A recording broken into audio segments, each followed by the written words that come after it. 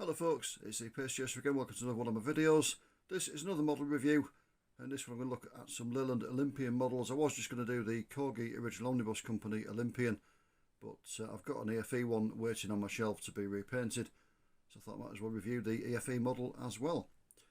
So I can't unbox the Corgi one because I bought an unboxed one second hand.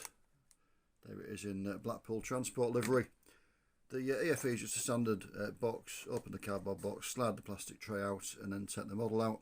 So I'll unbox it and then I'll come back to you in a second. And there we go, there's the two models side by side. So if you think about early Leyland Olympians, you probably picture one of these. This is the standard National Bus Company Leyland Olympian of Eastern Coachworks body. 13 foot 8 inches high, low height. This one's East Yorkshire 532. Fairly standard example. So the first model of one of these was done by Tower Models of Blackpool. It was a plastic kit. It's more recently been re-released by Pico as part of the Modelscene by Pico range. I haven't got one of those. I have had various ones over the years, but I've got the front and the rear end from one, and they're out of my parts box. It's a curious model really. When it's on the sprues it looks really good, but when you put it together it just looks like you've painted the box. It somehow loses the appearance when you put it together, so the whole isn't as good as the parts basically. There's too much plastic, certainly above the upper deck windows on the front and the rear when you put it together. But yeah, so it was quite disappointing really. I've had a few of them over the years. I've not got a completely assembled one at the moment to show you, but if you do want them you can still pick them up brand new, as I say, Modelscene by Pico, the former Tower Models kit. At the minute they're retailing anywhere between about £8 and £13, somewhere around there, unbuilt. But in the 90s there was great excitement when Corgi announced they were going to do the 13 foot 8 high Olympian. Lots of people were operating them, so there was great excitement, as I say, among collectors and modellers. And then this arrived, which to be fair was quite disappointing. The basic problem with it is the front dome. As you can see, it looks a bit like a cartoon drawing of an Olympian. It's too deep and it's too rounded, and I think as well the vents are slightly too close together, so that doesn't help the they're really printed on those, but it doesn't help the appearance of it. The window doesn't go far enough to the edge as well. That's a little bit too pinched in, and the whole thing looks a bit caricature, and it does let the model down massively. Obviously most models on display are displayed with the front showing, and that does let it down. It's a shame because other than that it's not actually that bad a model. The sensor there doesn't look too bad. The real one would have had a slightly recessed destination blind, but this is printed on. Again, limitations of a casting, you can't blame a Corgi for that. The windscreen looks really good. The wipers are moulded onto it and then picked out in black, which is nice. They're not just printed on as some of the later OOC ones were. And the front grille area looks really well. That's cast in nicely. Couple of problems on this one, just in the finishing really. One of the sets of lights there should be silver, because there were side lights. One was an indicator, one was a side light. They're both picked out in orange as indicators, but that's easily sorted out with a bit of paint. And the painting of this one, this is a bus that was new to Trent XCH 706Y. Most of the batch were bought by Blackpool Transport in the mid-90s, so this is modelled in Blackpool Transport ownership. They did actually paint some of them with these cream bits around the grille, but this particular one had black straight across there, as most Olympians did. Again, easily rectified with a bit of paint. It's only a minor finishing thing, but the actual casting, the shape of it, the way the grille's shaped and cast in, the lights recessed in like that, the fog lights down there, again absolutely great. It's just a shame about the upper deck, as I said. If you go around to the near side, the door is printed onto plastic, as all OOC modern image vehicles were at the time. You can cut out a rectangle of plastic and then cut out some holes where the windows go and just put the resulting framework over it, give it a lick of paint, stick it over there, put some relief on the door, and that improves the appearance massively. I may well do that. This is going on a display, so I might do that before I display it. The side windows are printed onto plastic. On some of the releases that is extremely obvious. It does detract from the actual model.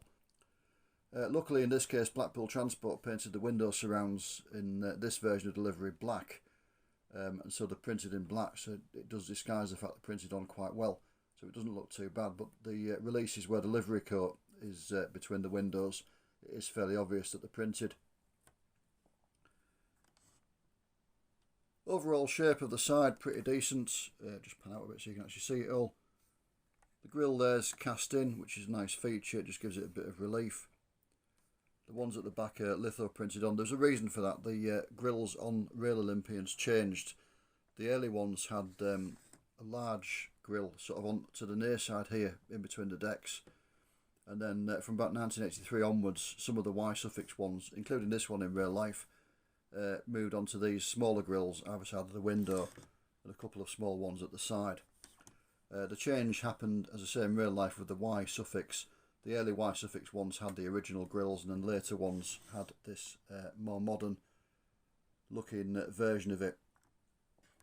There were two types of emergency exit window on Olympians. Again, the early ones had this form where they've got an emergency door with a window, a smaller window in it. Later on they went to a larger emergency exit window. Tower models have modelled the same one as this, really, the smaller version of it. But I'll just show you on the EFE one. In real life they went onto this version, which was a window with an internal frame for the emergency exit handle.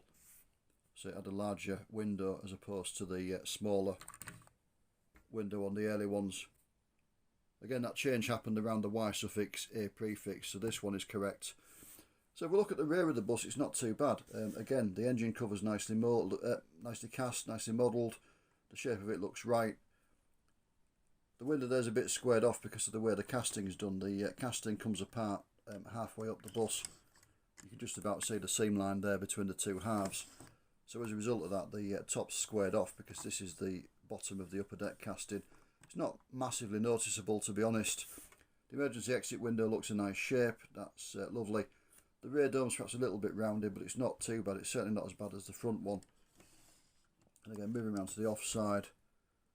Again, you've got the grills printed on this side because they changed on the rail thing in real life. Printed windows, again, you can't really tell because of the black window surrounds.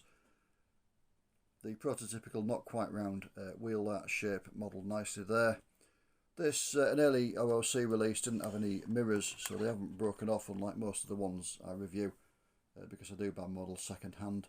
They didn't have them in the first place in this case. Again, it is just that front dome that lets it all down, unfortunately. So I'm going to move on to the EFE one now. There's three versions of these available. This is the version, as you can see, with a flat windscreen. They also did two versions with curved windscreens, one with like an arched top to represent the vehicles such as London Country bought new, and one with the same windscreen as the Corgi OOC, so a flat top but a curved windscreen. Now unfortunately they used that latter casting to model some vehicles that in real life would have been low height.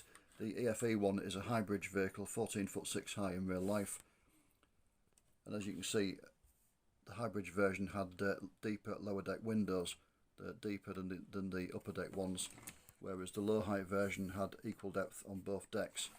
Now they have used the casting to model some buses that in real life would have been low height, so you've got a choice really if you want one of these Olympians, that you can either go for the Corgi model and take the caricature look of it a little bit, or you can go for the EFE one and have one that's too tall. But this is modelled on a bus that was new to West Yorkshire PTE, correctly high bridge layout, 14'6" high, with the flat windscreens set at an angle. Cub 67Y, which would have been West Yorkshire PTE 5067. One of quite a number that West Yorkshire PTE sold at the time of deregulation, and this one passed in real life to the ownership of Wilson Dorset, whose livery is seen in here. Now the front dome on this is more or less spot on. This is how the Corgi one should look. It's got the fairly shallow looking roof. Again, the vents are printed on, but you can't blame them for that. It saves doing an awkward bit of casting. The window, the upper deck front window, is correct. It goes nearly to the edges of the side there. Again, on some of them in real life the destination display would have been recessed, but some didn't have that, so they've just printed the destination display on. Fully understand why they've done that. The flat windscreens, again, they're perhaps set a little bit too far in on this one. They look a little bit strange, but it's only a minor problem. And again, the front grille and the lights done really, really well. Come round to the side. Again, it captures the prototype really well. The grills are printed on, again in real life they changed how they were partway along the production of the bus. So they're printed on so they can do the different versions of it. This one correctly has got the slightly later style. So this one's got 2 leaf doors and sliding vent windows. Some of the West Yorkshire ones had 4 leaf doors. The early ones all had 4 leaf doors and the sliding window vents. Just around the Y suffix, A prefix, they went on to take vehicles with hopper windows, so it didn't have the sort of central vertical divider there. As far as I can tell from photographs, Cub 67Y did have 2 leaf doors and sliding window vents, so this is prototypical. However, in real life, West Yorkshire PTE went on. Some of the B prefix registered vehicles had the 2 leaf doors but went back to the sliding window vents. I can only assume what happened was that Rowe were about to close. Rowe built the bodywork on these, and I'm assuming they used up parts they had in stock rather than having to move them down to whoever was taking over production. So I'm assuming that's why they went back to the older style window vents. So if you are modelling a West Yorkshire PTE or ex-West Yorkshire PTE bus, then have a look at photographs and see which permutation of doors and windows it has. Some of the later ones did have 4 leaf doors as well, the odd 1 or 2, not very many, but some of them did. Again, I'm assuming they were using up stocks that they had in the warehouse. But as I say, this one, correct, as far as I know, had 2 leaf doors and the sliding window vents.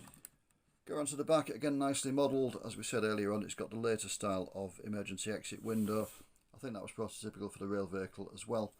Shape of the back, well modelled. Offside again well modelled. As you can see, the Rowe one had more rounded wheel arches, which are modelled on this one very nicely. Just got to look at the roofs on them. As always with modern image prototypes, not a lot to model on the roofs, but the panel lines nicely done on both of them. The EFE version's got the radio pod on there as well. Flip over to the chassis. This is the Corgi OOC one. As you can see, it's got the exhaust model, the fuel tanks, and a representation there of the chassis framing. It is painted in the same colour as the lower body, which is a bit of a snag if you were going to display it, but you could always repaint it silver or black depending how you want it. Look at the EFE one again, it's got some of the detail modelled in the fuel tank. Part of the drive shaft system there, the bottom of the engine, and again some of the chassis rigging there, so that's again quite nicely done in a subtle black colour as well.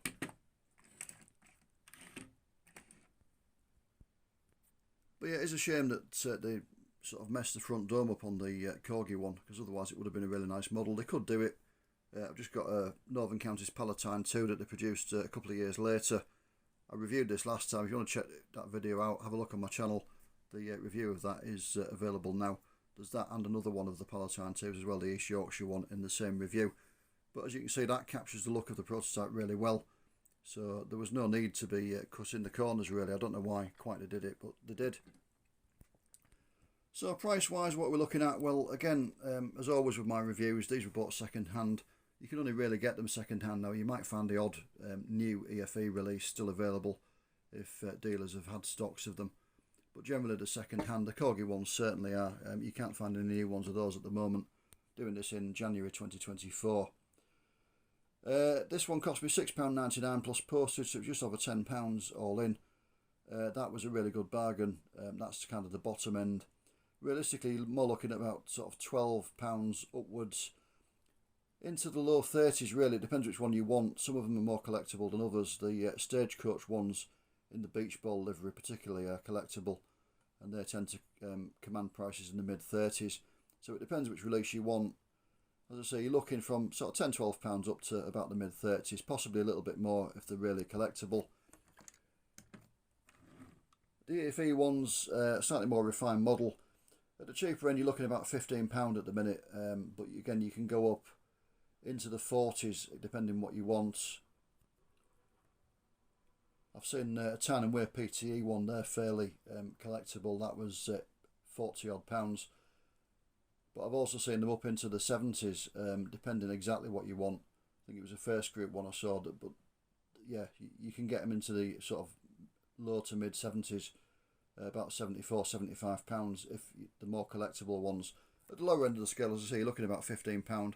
I think this one cost me about 19 plus postage, which is fairly average, to be honest. So yeah, that's the kind of price you're looking at. They're both reasonable models in their own way. I mean, the Corgi one, as I say, is let down by the front dome.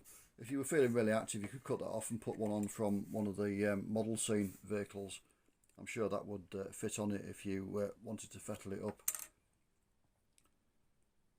But depending on what prototype you want to model, it's up to you whether you choose the Corgi or the EFE one.